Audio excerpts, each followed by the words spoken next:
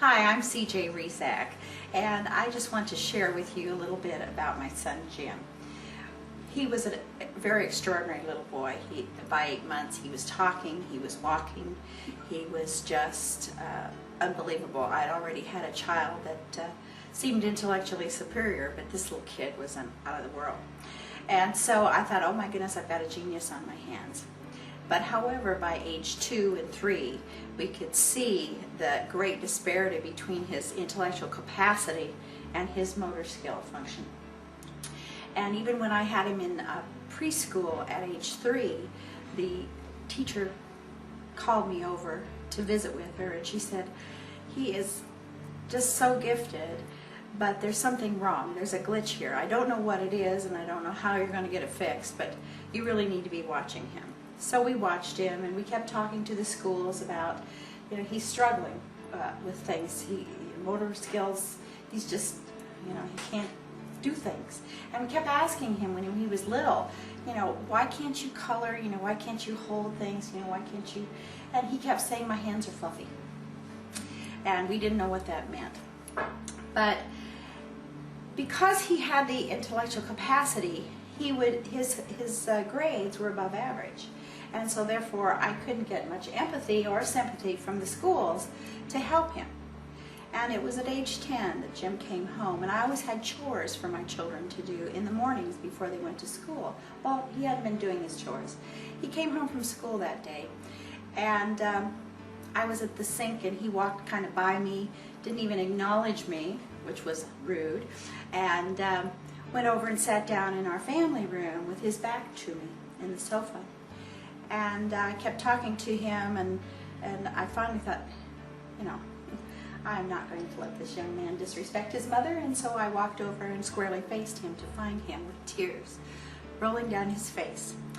And I said, what on earth, Jim, is wrong? And he said, you don't know what it's like being me. He said, you don't know what I go through.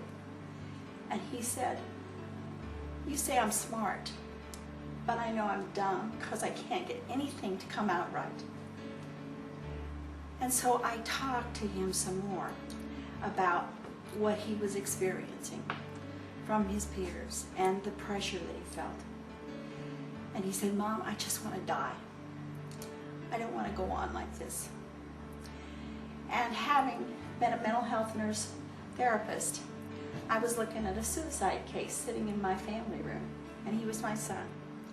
And so with that, I thought, I don't know what to do, but it's not here in the community I live, and I'll tear heaven and earth apart to find something. And luckily for me, I went 4 hours away to Denver, Colorado, and I found a Montessori school, which I thought might have some answers for me. And luckily, they knew of an individual that knew about the neurodevelopmental approach.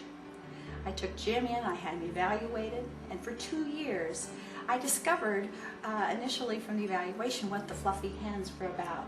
Jim had never crawled. He had never spent any time down on his tummy. And he was very disorganized in his brain.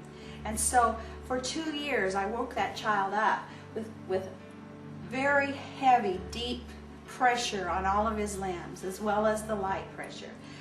We had all kinds of activities, and we did that for 2 years. At age 10, he couldn't ride a bike, he couldn't tie his shoes.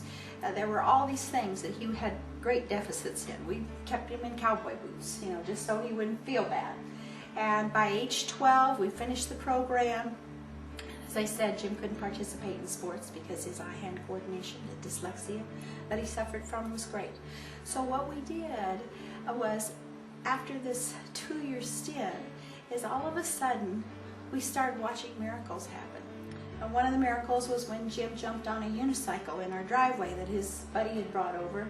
And I thought, oh my gosh, we're going to have a bad wreck here. And I watched that boy get on that unicycle and take it out of the driveway, bring it back around. And I just went out, and we all jumped around and cried because he was successful. By age 14, he was a Coors Midwest motocross champion. By age 15, Kawasaki Team Green had picked him up. There were only 7 boys in the United States that could compete on that level. And Jim rode motorcycles and raced through college until he had told me he wanted to be a dentist. And I said, well, you better make a decision about whether you're going to be a professional motorcycle racer or a dentist, because shortly after that he broke his collarbone and he said, I think I'll have to give up my racing. Today Jim is a very successful dentist. He does advanced surgical techniques, implants, and maxillofacial surgery.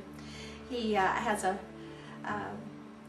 relationship with a college in Nebraska, and he annually lectures at colleges about business practices in the dental world. He has a family of 6 children that are wonderful, and so we are so blessed to have found this approach and to have found something that could truly bring him to his potential.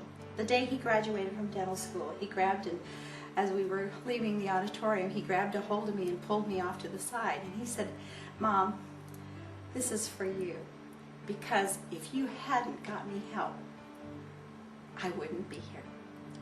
And we both know what he meant by that. Thank you.